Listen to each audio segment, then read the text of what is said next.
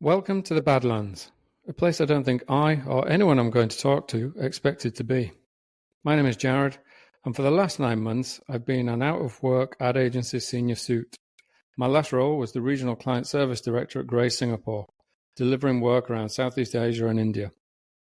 I returned to London last year, fully imagining I'd been in another agency fairly quickly, as had been the case over the last 2 decades, but not so much this time. So I found myself wandering the Badlands. In these 9 months, I've noticed a few odd things in our industry, and I've also noticed a surprising amount of ex-colleagues and clients all in a similar position to me. So I thought it might be helpful and maybe interesting to talk to some of these people, to see how they're doing, discover their experiences, understand what they're looking for, and maybe shine a light on them and their talents. But most importantly, check in with them, as it's a lonely experience being in the Badlands. So please welcome Al Jenkins. Al is an experienced operations and change management leader with a career so far at the likes of Rackspace, Google, Microsoft. I'm guessing he might have been an Apple user. But he finds himself in the Badlands after both he and his team were part of the latest round of redundancies at Microsoft. Today we discuss what that was like, how it's impacted him, and what he's learned and how he's moving forwards with some of those learnings. Oh, and he happens to be the ex-client of a former guest of the Badlands. You know who you are. So please welcome Al Jenkins. Al, how are you? I'm good today, Jared. Thanks for asking. Yeah, I just spoke a moment ago about having too much coffee this morning, so I apologize if I'm high energy today. No, that's good. I've done these morning, noon, and nights, and people are in various states of caffeine or alcohol. So I've had the range on, so don't worry about it. My dog's currently at my feet, so I'm kind of in this weird position. It's asleep, and I didn't wake it up for fear of it doing something. But look, no, it's great to talk to you. We've spoken a bit offline, and you were recommended to me by a former client. You are the client of a former guest of the Badlands, who we both know, and she's fortunate enough to be out of the Badlands, and she's just got a new gig. But she introduced us and said it was, a travesty of what just happened to you and your team that she'd worked with for a while. And so when we chatted, I was like, hang on, Microsoft, redundancies, they make billions and billions of dollars, don't they? What's going on there?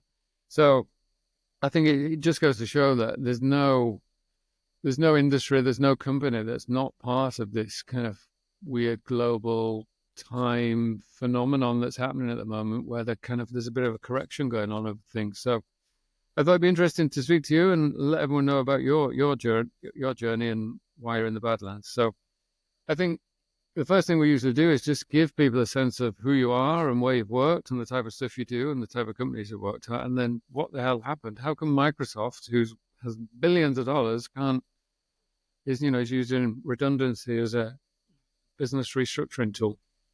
So if you can give everyone a bit of a story, that'd be great. Absolutely. And again, thanks for having us, and thanks for the initiative of doing the Badlands podcast. It's been really interesting listening back through some of your previous guests.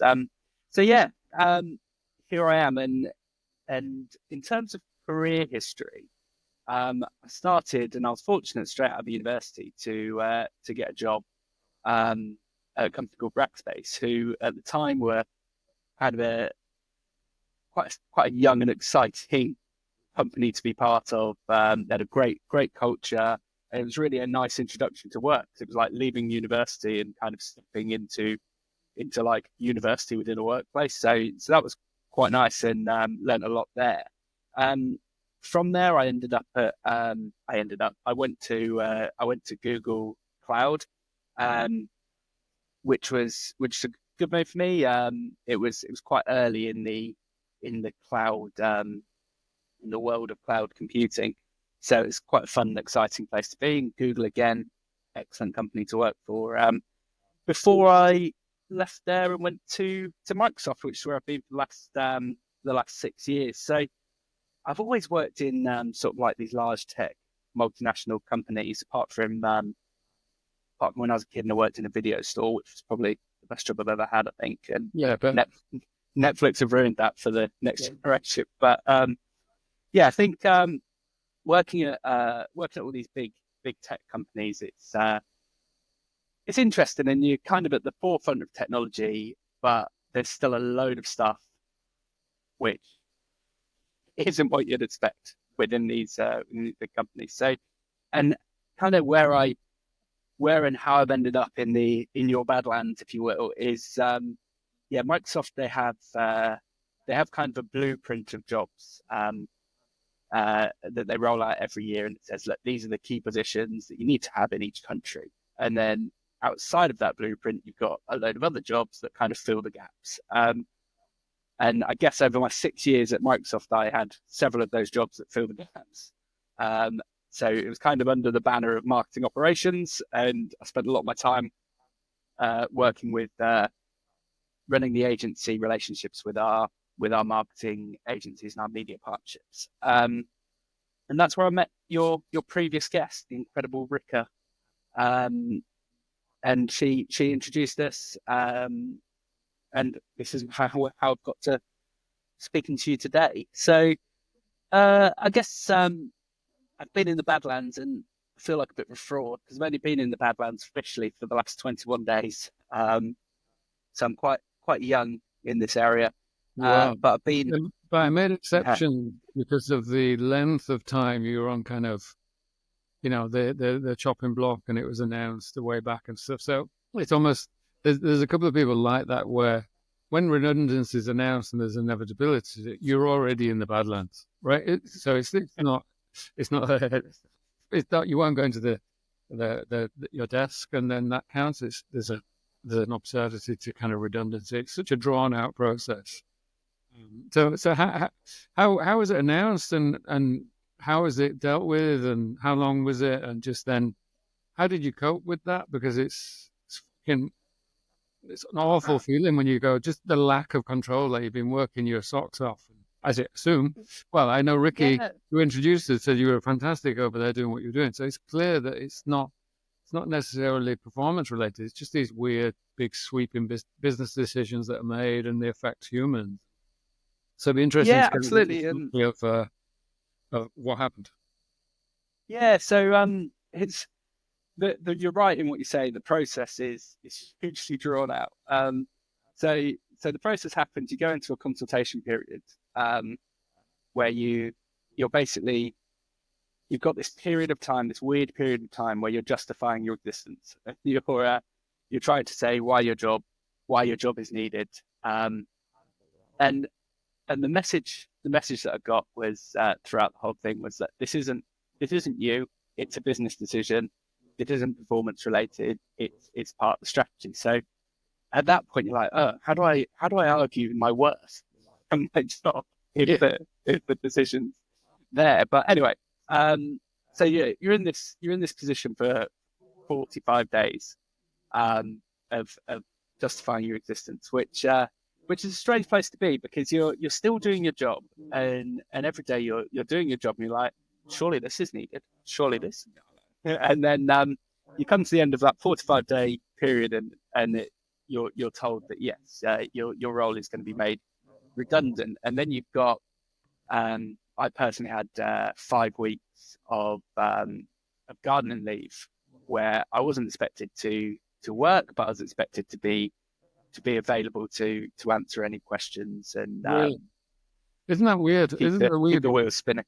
So someone's decided somewhere that this role, because remember, it's redundancies are making the role redundant, not the person. Yeah. Then, in that first period, there's still lots of work to be done. So you start going, well, hang on, if this role that is me doing this thing, and there's still lots to be done, clearly the role is required. You know what I mean? If there's stuff to be done it's such a strange thing. And then this idea of, we've decided, and then, but can you keep your phone on? It's like, well, you need someone doing it or you don't. There's a weird. Yeah, and I was really close with people in my team at Microsoft, people that stayed, and they're going to pick up some of the work I was doing. So there's this weird dynamic of look, I really want to help you, and I really want to help you achieve. But I also want it to be known that my role is still required. So it's like this weird dance of I'll be as helpful as I can with, but I want it to be known that I'm being helpful and that it is required. So yeah. Anyway, we then hit the 20th of September was my last day of gainful employment. So I must admit, waking up on that Monday, um, coming out of what was basically continuous employment for the last 17 years of my life or whatever. Waking up on the Monday morning without a job, I was like, right, what I'm going to do, what I'm going to do with my time. So I I had in my head what I was going to do with my time, and that entailed basically spending some time staring at the ceiling, and catching up on a load of Netflix viewing that I've missed. And I don't know if you've seen the Mickey Flanagan sketch where he talks about doing proper fuck all, where he's basically talking about lying on the sofa, and it's an age-old ability to lie on the sofa and stare at the ceiling and do absolutely nothing. And I saw myself, lining up a bit of that, but came down on the Monday morning, and I was met by two A4-page list of jobs that my wife had kindly compiled for me of things that I've been putting off doing over the past few years. And my ex-colleague said to me, "Oh, you'd be thankful that she's done that." And I was like, "How on earth am I going to be thankful for a list of jobs?" But yeah, I must admit, it's kept me a bit sane, and certainly given us a bit of direction to fill the days with. So that's been Well, good. it's a really important part of, like you say, you go from the not just the job, not job security, but just the routine, right? Of a place to go, and you kind of put tasks and structure to your day, and all of a sudden, when it's blown out, and there's a weird kind of perception that could this I can do what I want for a little bit, and then we kind of lost little puppies a little bit. I was at Yeah, first. absolutely. You kind of find a structure and you kind of build a structure. I think humans are creatures of habit, right? We like repetition, and it's important to kind of find whatever that version of it is. One of the episodes I did with a guy called Hassan, he talked about the importance of it, just from a kind of mental health point of view more than anything. So weirdly, having those seemingly never ending jobs lists from wives and partners is both a blessing and a curse, right? It's can Certainly blow is. out the day. It really gets in the way of doing proper fuck all, as Mickey Flanagan says. Absolutely, yeah.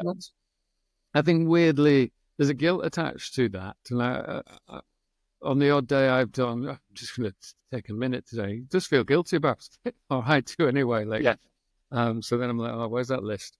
But yeah. it's hugely important for keeping yourself sane. Keeping the brain. It is, You've and got, weirdly, you've got to keep match fit. Is how I've been thinking about it. It's like you've got to keep match fit in case the phone goes.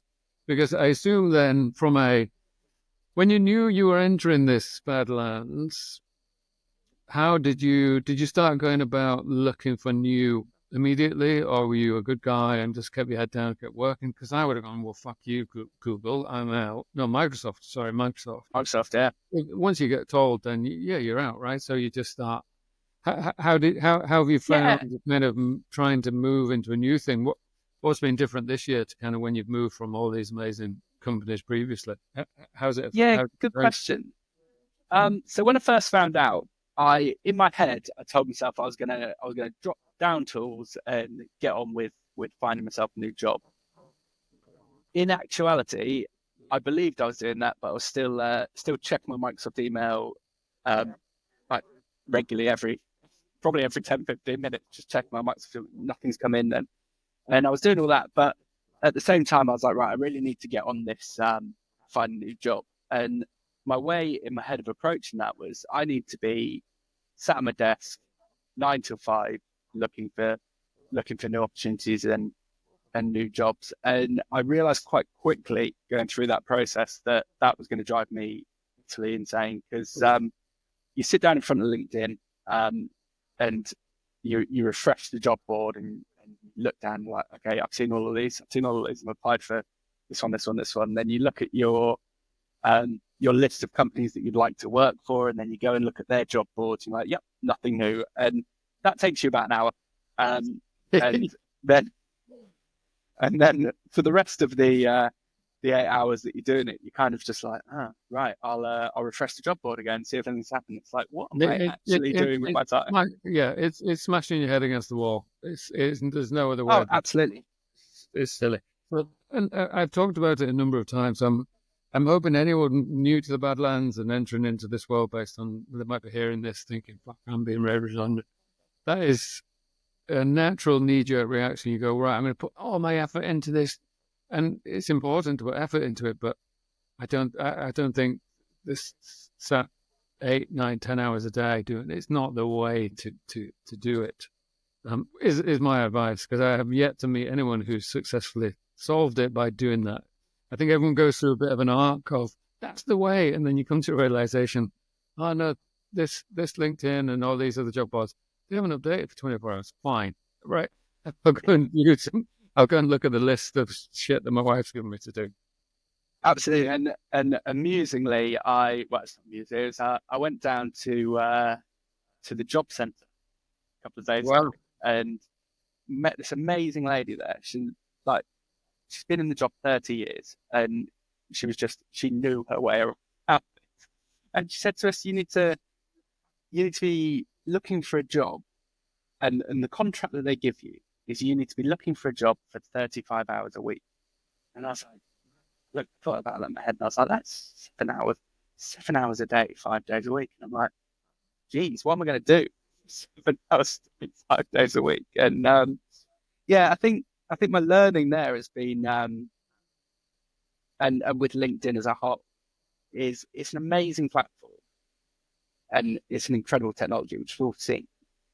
But I think the way that you use it, and from my time being in the Badlands, if you will, is that you need to be very smart and aware about the way that you're using the platform. Because like any social media or ad platform, if you tell it that you want to buy a new biro, you're going to see ads for the next 3 weeks about a million different types of pens. Yeah. So LinkedIn is no different. So they straight away saw that I was in the market for a job. I was looking at postings for jobs, and now all I see is articles about jobs, posts about finding jobs, or people with the lack thereof a job. So all I'm being served on LinkedIn at the moment is retirement ads. It's driving me. I'm like, maybe it thinks I'm 67 or something. I don't understand. Don't read into it too much, Jared. No, look, if I could, I would. But yeah, but what I found is you need to really tailor those jobs that you're getting served. So I found the I'm not interested button on LinkedIn is amazing. So you use the I'm not interested, you can give the reason why you're not interested. So you've got the option of I'm not interested in what this person's got to say, I'm not interested in what they're talking about, or I'm not interested about in seeing anything around this topic. So using that correctly, and I'm starting now to get what I want to see, because it gets in your head when you see all these posts about people that they're having a terrible time of it. And it's like, I get it. Like it's hard out there, and I'm in that place. But what I want to be seeing is the positive side, but I want to see some positivity. It becomes quite echo chamber for sure. For sure. Absolutely. But so I think I was just going to say, so in terms of, so what's weird is LinkedIn is a networking platform essentially that happens to have a job board feature, but weirdly it becomes your be all and end all. Everybody I spoke to have talked about, I'm on LinkedIn all day. I'm like, I wonder when that became a thing, because it used to be you'd call your recruiters or your headhunters, let them know you're available, and they'd go and solve something. It weirdly has become your own responsibility to do it now. And in your career, when you've moved, have you initiated the moves, or has it been through headhunters? And then how is that different to now? Like, have you put the outreach to headhunters and recruiters in your sector that deal with the likes of Microsoft and Google's of the world? And what are they saying in terms of prospects and the market attached to kind of what the work you do, as opposed to the advertising marketing world that I'm used to talking to people about? Is it a similar thing at the moment? Is it Yeah, as tortured. it is. And look, when I've moved jobs previously, it's been through a network rather than through going through headhunters or recruiters. It's been people that I've worked with previously who have gone to another company and said, "Look, we've got this role. I think you'd be great at it. Do you want to come in and have a look?" And I'm like, "Yes, love to come and have a chat if the time's right." The timing, I've been very fortunate in the timing's been right with my moves. So yeah, it's been very much through sort of who you know rather than necessarily going through a headhunter or a recruiter or really actively going out and looking for a role myself. So I've been very fortunate in that respect. But where I found I am recently is the market's been slow, and I've listened back through your back catalogue, and there's people that have been in my position for much longer than I have, and the resounding message I seem to get is that it's getting better, and I've heard that from recruiters as well, that the last sort of like 24 months have been awful in the Badlands, and now they're starting to see movement. It's not like, yes, we're where we are sort of 5-6 years ago where you went out of work and then immediately into your next job. It's not like that, but we are starting to see some pickup in those roles and some loosening up of the purse strings when it comes to marketing. So that's a positive, but it hasn't certainly hasn't translated into the job offer yet. And what I've been doing is when I first heard of my redundancy, I set my LinkedIn as open to work, but I set it as open to work to be seen by recruiters only, and sort of leant back in a chair and thought, right, I'll wait for the floods of jobs to come in and start batching them away. But I best charge my phone because it's going to be ringing constantly. Yeah, exactly. Yeah. And what actually happened was I got contacted by about 6 or 7 bots who said, "Jenkins, it's always Jenkins. We've looked at your profile. We think you're perfect for this role. What is it you do?" kind of thing. So yeah. Well, the other one is, need help writing your CV? No, I'm good, thanks. I've done that for 25 years. So I kind of put off, and I don't know why I did it. I put off changing my general status and putting my green badge on LinkedIn to say I'm open for work. And I guess it's kind of down to a pride thing of look, I don't want to be seen as the person that's being made redundant. And this is my first time ever being made redundant. And look, knowing what I know now, I'd have done it straight away. But yeah, I guess there was this ego and the pride around. Though, like the ego attached to. Yeah, absolutely. If I do this, I do that, I work here, I work there. It's massive. Like I had it. It's massive. And then, and equally, I know when people are out of work who don't have that thing on there, and I'm just like, well, okay, it's your choice, but there's no downside to having it. Do you know what I mean? And genuinely, when I actually put my big boy pants on and flip the button, so brave. Yeah, oh, absolutely. It's modern bravery. When I did that, there was what I found was an influx of people who were genuinely looking to help, and I don't know why I didn't. Like I said, I don't know why I didn't do it sooner. And people were like, generally like, look, we've got this coming up. We've got these opportunities. You need to go and speak to this person. There's potential right here, and it's like, great. Why didn't I do that before? And like people, the outreach of support and whatnot was amazing. So yeah, I think have my time again. I've done that from day one. Yeah, I think it's super valuable. It's really valuable advice. Like, and again, each to their own, but the consensus of speaking to many people now over the last 6-7 months doing this, there's this huge kind of anxiety attached to it. It's like, look, it's designed to do a job, which is to let people know that you're now free and breezy and you can come and help them do whatever you need to do. You know, so there's no reason not to. But yeah, and it's made me sort of like look and reevaluate what I want to do with myself as well, because I think the the roles I've been looking at are very much the role that I was doing at Microsoft and I've done previously. Right. But I'm also now starting to sort of broaden my horizons a bit with what else could I do? Is there some sort of consultancy I could do? Could I do something entirely different? And it's this process of kind of opening your eyes to, okay, look, you're not doing that anymore.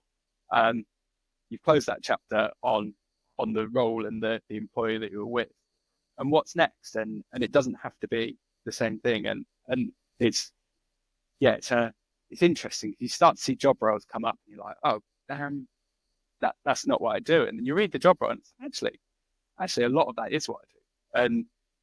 And I could certainly augment my skills to meet that demand. So it adds a level of excitement to the kind of prospect, and I think it's. I've just launched just by an episode today, talking to two recruiters, and they talk about this kind of need to. There's an opportunity in today's market where if you're skilled and you've been doing something for a long period of time, which most of the people I have been speaking to are all in that kind of 15 plus years doing something. Can you now think slightly differently about how you apply yourself and your skill sets and your experience? Yes, they might be very specific from a marketing point of view or a communications point of view or a client, but there's a lot of transferable skills.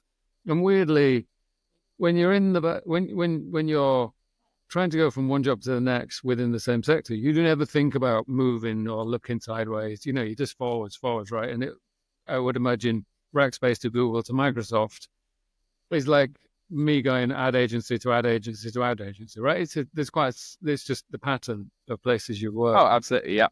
And I think the thing that becomes quite interesting, it's scary and it's hard and it's certainly not an instant, silver bullet to the problem of finding a new job. But I think looking outside of your lane is vital in this particular climate at the moment. And the two recruiters that I spoke to, they talk about it like there's a huge need to try and find the slightly different way of approaching your next job, because it's not necessarily a market at the moment where there is the copy and paste JD from Microsoft to company X that you might want to work at next, that you think, oh, I could go and do that. Those things aren't necessarily falling off the tree at the moment. So, yeah, and I think looking slightly broader vision, broadening your perspective is vital at the moment. And when we spoke offline, it was amazing because you seemingly have gone through quite a drawn out Badlands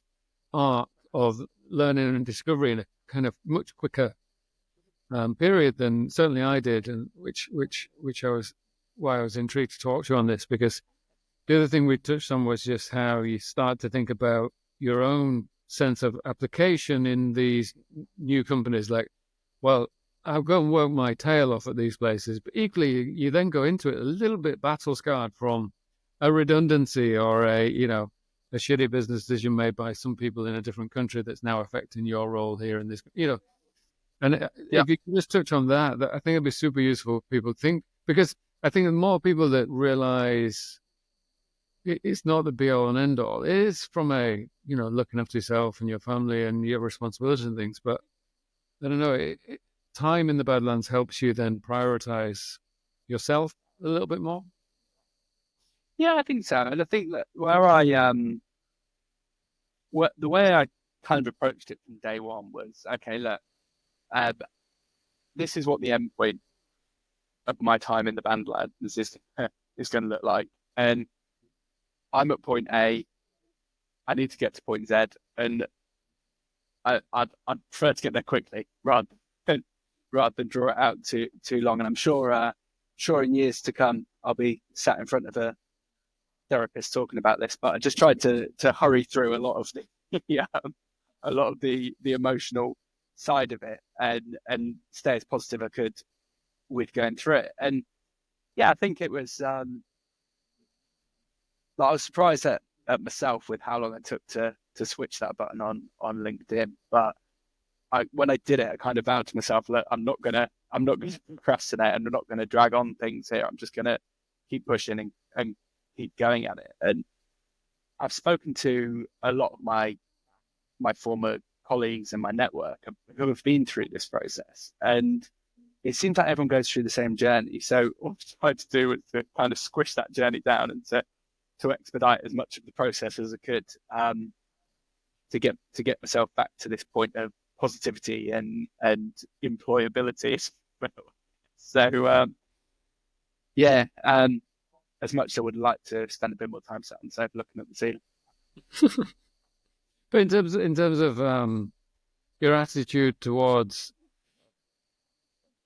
understanding that we are these cogs, weirdly, in these massive machines, and we're replaceable. I saw a post that stopped me. I saw a thing that stopped me in my tracks the other day. My wife's working incredibly hard at the minute on her job, and thankfully, but then I saw this thing the other day, and it was talking about if you died tomorrow, there'd be a new JD out for your role by the end of the following week at the company you work at, and there'd be some admin attached to getting your shit out of your locker and stuff. But whereas your family and friends would be Devo, right? The company you work for would put out a nice post, but the JD for your replacement would be out the following week. And it just went, Jesus, that's so true, right? And I think Microsoft would plant a tree. Microsoft plant a tree if you die in service. Is that right? They do.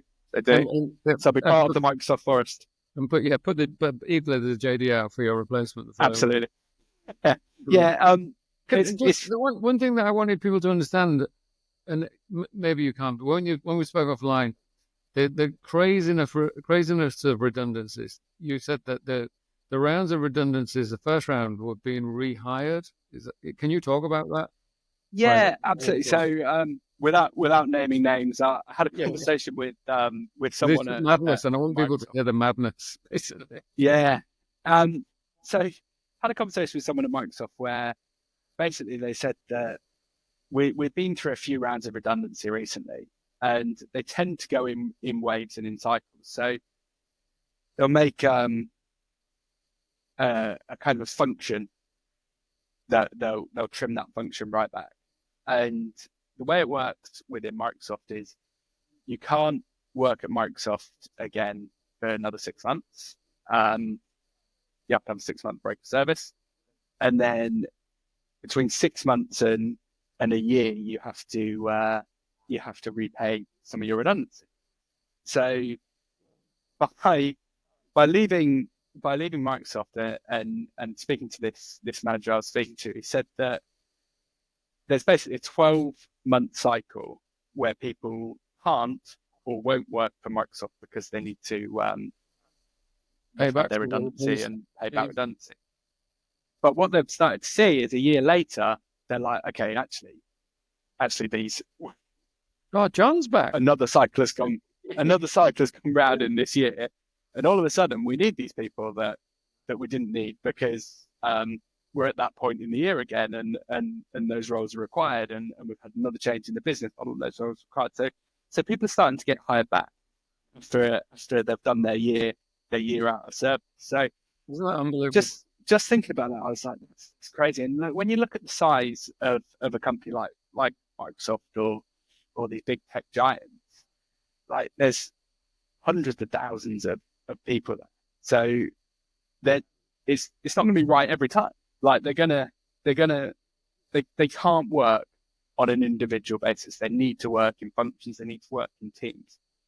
So when they say, okay, we need to get rid of this function, you're going to lose some good people. And I'm not blowing my own trumpet here, but you're going to lose some good people in that process. And those people who are providing services and doing a job for these big tech giants who actually, when they're not, all of a sudden it becomes very apparent. So yeah, you get this sort of cyclical approach where it's like, okay, these people get laid off, and then 12 months later, actually we need someone in that sort of function and role again. So yeah, people are getting rehired. So it's a very odd environment. And like when you're out of it and you look back, you're bonkers, isn't it? That it works in that fashion. And like not being in a corporate environment for the last sort of 21 days, there's just stuff that you look back and you're like, that's mad the way that works. And it's not just with the redundancy stuff, just the whole process when you sort of like when you step out off the train and you're looking at it, you're like, why does it run like why do we do it? Yeah. So yeah, it's very interesting. But yeah, mind blowing as well. So in terms of moving forwards, like I know you haven't officially been in the Badlands long, but clearly a drawn out redundancy is quite a toll. So in terms of your mental health and things, aside from dealing with the never ending list, how are you kind of keeping yourself, positive? Because it's a big part of it is, short of the job office, what do they call it? You went to the recruitment center. Apart from them telling you got to do it 35 hours a week, which is ridiculous. How are you keeping yourself sane? Like, because it's a big part of it. I do this. Do you know what I mean? Like, I started this for my own sanity of talking to people, because the loneliness is a weird thing that people don't talk about. You go from teams and constantly being on calls, and then all of a sudden it's me and the puppy. Waiting for my son to come home from school. I'm like, play with me, buddy. And it's he's knackered. He's like, Dad, I don't want to watch content. Sorry, Dad, I haven't got time. I'll do that later. And he's like, well, that's what I used to say to you. Because it's shattered. And so the loneliness and the kind of mental side of it, I think, is a big part that doesn't get spoken about. How have you gone about keeping yourself slightly sane? Yeah. Honestly, I don't want to give my wife too much credit, but that list that she produced us. The never-ending list. Honestly, but on when I first started tackling my list, on the first day, we'd had a storm the night before, and I went and helped a mate fix his roof. And I finished laying the patio that I'd been putting off. And I came home and I was like, wow, I've achieved something. I've achieved something tangible, probably more than I've achieved tangible in the last 17 years of work. So I think you get a sense of achievement. Did you send any angrily written emails, which tends to be the job of most people in the corporate environments these days? Oh, yeah. Did you get my last email? No, I was making a roof. Yeah, and it's funny. Like when you sort of like give yourself that mental space. Like I've lost my phone several times, and that would be something that I would never do when I was at work, because it was always in my hand and it was always near me. But then we had a break away, went away with family and some friends, and I left my phone by the side of a pool, and it took me 24 hours to realize that I didn't have my phone. And because my wife was there, so she wasn't obviously calling me. But then I'd be constantly checking. It's like, where is my phone after a while? And we were doing a scavenger hunt as part of and found my phone on the scavenger hunt. There it is. Okay. So yeah, it's interesting what you don't actually need when you step out of it. But in terms of the mental side of it, yeah, I think it's about keeping yourself busy, not spending required 7 hours a day sat in front of LinkedIn, and making sure I'm doing stuff for myself. So like I enjoy getting out on my bike, so I make time for that. I get out and exercise most days because I find it breaks up the day. I find I love listening to audiobooks or award-winning podcasts, of course, Jared. So yeah, I like to. I don't know what award I've got yet, but I'm pleased you're listening. Yeah, I think it's good. Like I'll just have an audiobook on while I'm getting on with my tasks about the day, and it keeps my interest and keeps me focused. Because when you're on your own in the house and you're just like getting on with stuff, it becomes quite stark how few people you're talking to, whatnot. So isn't it weird? The conversation you have with inanimate objects, largely my son's toys. I'm like, dude, what you know. It's a really strange part that no one really talks about.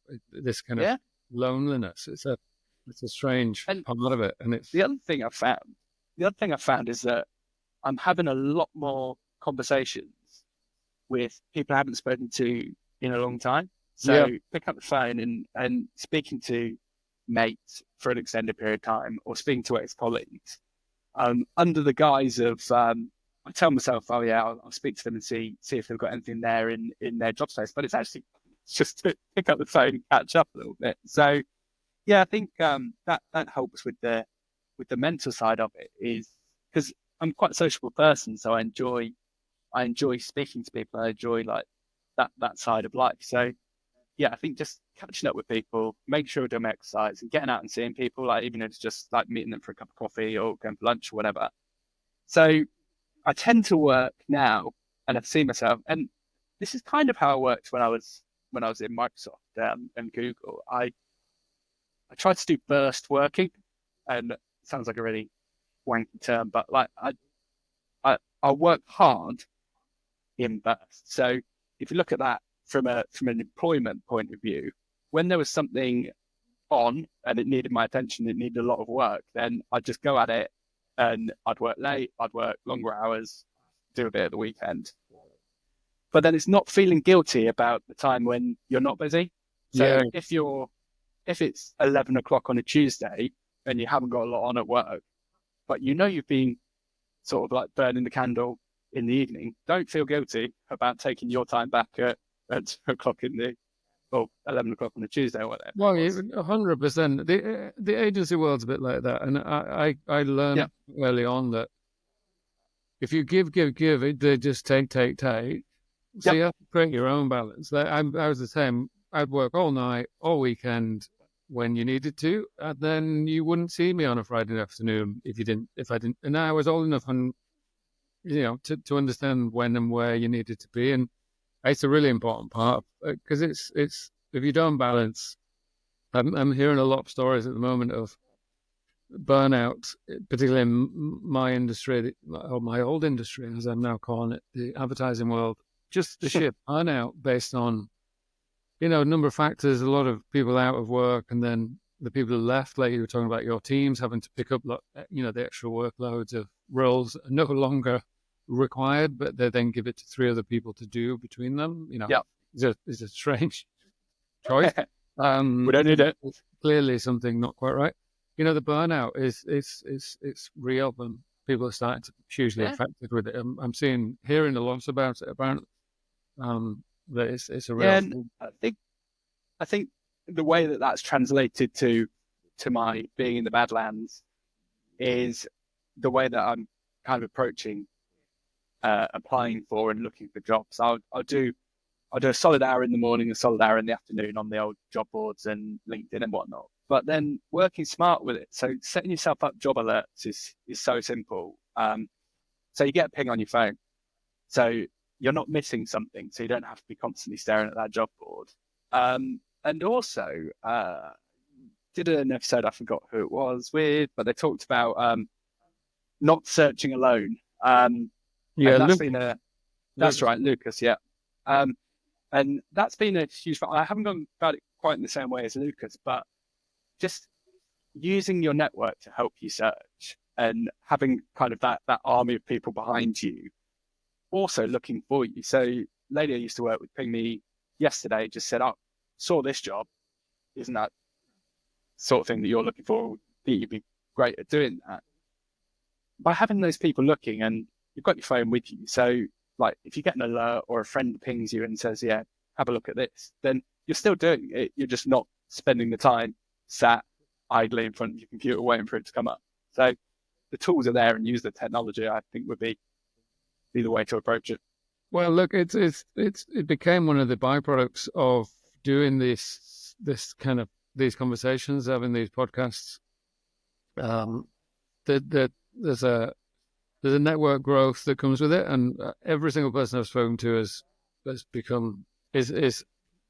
hugely aware that they will probably solve their time in the Badlands through networking as opposed to just waiting for the phone to ring. It's kind of you put good stuff out into the universe and you get rewarded. I think putting effort out and helping others and growing your network is a big part of this. And weirdly, with the side product of the Badlands podcast has turned. We now have a network of people that are all helping each other, and it's constantly pinging around. Kind of, have you seen this? Have you seen that? Everyone's linking you to things that they get served that you don't get served in all these different spaces, and it becomes an important part of it. And I think doing that not only with the Badlands but just your own group is vital, because I think it's clearly going to get solved through people. 9 times out of 10, right? You're going to be someone's seen something, or someone remembers you, or someone Absolutely. Lucas said to me offline, it's almost like the way you probably get your next job is by creating your next job through your conversations with people. It's not necessarily waiting for the job to come out as a thing. And sadly, I think one of the posts I saw on LinkedIn was saying that when people are going to sort of the public job boards or to LinkedIn with a job, it's often because the first steps have been exhausted. And those first steps being, is there somebody internally? Is there a referral? Have I had a conversation with someone that I think would be good for that role? And so I think separating fact from opinion on these things is tough sometimes. But if that is the case, that kind of LinkedIn is the last place that the job ends up. Exactly. But it's the first place you can network with people, in a professional absolutely sense, right? So for sure. that reason, I think it's important. Look, as I start to wrap up, one thing that I quite like trying to do, because it helps anybody listening have a sense of, is there a particular role or sector or like an ideal thing that you'd love to do next? Do you know that? It's a weird gun to the head type question. Yeah, very much so. Because what we can try and do is, manifest it, and equally someone might see it and we can link to them and things like that. If you don't, it's totally fine as well. But I like to end with that so we can kind of turn it into hey, PGA Tour golf guys, this person wants to, whatever it might be.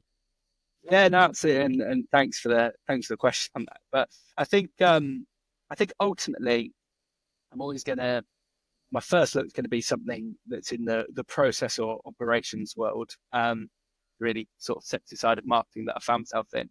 And I think in terms of a company or an industry, I think in an ideal world, I'd love to do something in sports marketing, be that sort of like process or the ops side behind sport. Huge passion of mine is the NFL, the National Football League in America. I'd love to.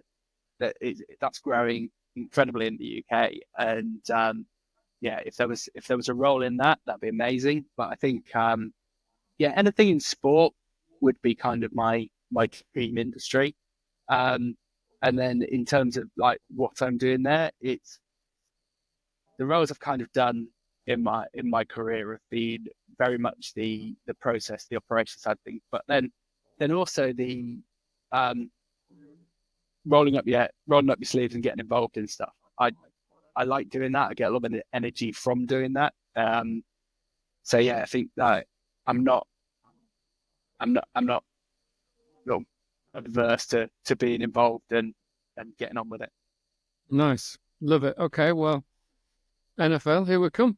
I want to be great, wouldn't it? I want to be at the next Super Bowl as a little kickback. I'm joking. I like watching the NFL. The NFL have got a brilliant highlights YouTube. The highlights on YouTube have done so well because it's obviously a long ass game, but the highlights. Yeah, I think NFL team. And I think America knows how to do sport, and they do a show on a Sunday night called Red Zone, which basically, if you were watching Red Zone for the Premiership, it would jump from game to game, showing all the goals and all the best bits of the game, and it's exhausting to watch it. They show 7 hours of this show, and it literally hops from game to game to game. And you come out, you finish watching it, and you're like, oh, I am done. It's mentally draining watching it, but such an incredible way to watch sport. So yeah, I'd love to be part of that.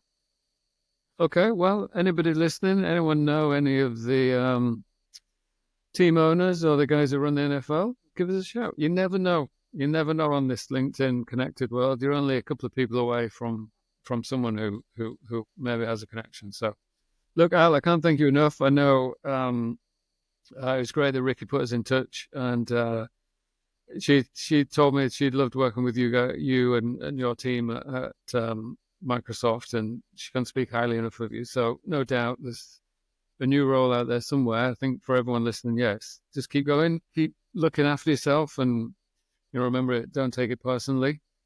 Clearly redundancy it's a role that someone deems somewhere at some point not to be required, and then lo and behold, they sometimes hire back for them when they realize they made a bad choice. So don't take it personally. But Al, I can't thank you enough for your time, mate. Just down the line a second while I end this recording, but just down the line, mate. So thank you. Appreciate your time, mate. Thanks a lot.